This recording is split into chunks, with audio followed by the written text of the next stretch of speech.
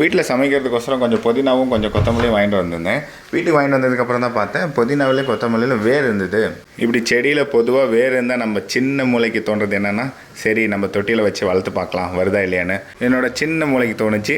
அதனால் ஃபஸ்ட்டு புதினா கொத்தமல்லிலாம் குழம்புக்கு தேவையானதெல்லாம் பிச்சு போட்டு வேறு இருக்கிறத மட்டும் தண்டோடு எடுத்து ஃபஸ்ட்டு தண்ணியில் கொஞ்சம் ஈரம் பண்ணிக்கலாம். ஏன்னா 2-3 நாள் ஆயிருக்கும் இல்லைங்களா இது பிச்சு. ஈரம் பண்ணி எடுத்துகிட்டு ஒரு தொட்டி தேடினேன். ஆல்ரெடி நான் மணத்தக்காளி கீரை செடி வச்சுருக்கேன். அதில் கொஞ்சம் இடம் இருந்துச்சு. சரி அதிலே பண்ணிடலான்னு சொல்லி ஒரு ஸ்க்ரூ ட்ரைவரை எடுத்துகிட்டு வந்து பள்ளம் நோண்ட ஆரம்பித்தேன்.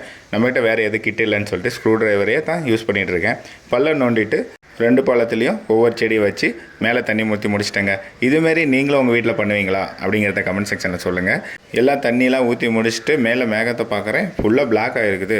கேள்விப்பட்டேன் தமிழ்நாட்டில் மழை இருக்குது அப்படின்னு சொல்லிட்டு. இங்கேயும் மழை வர மாதிரி இருக்குது, இன்றைக்கி வந்தால் நல்லாயிருக்கும் அப்படின்னு சொல்லி பார்த்துட்டு இருக்கும்போது தூறல் ஆரம்பிச்சிருச்சு.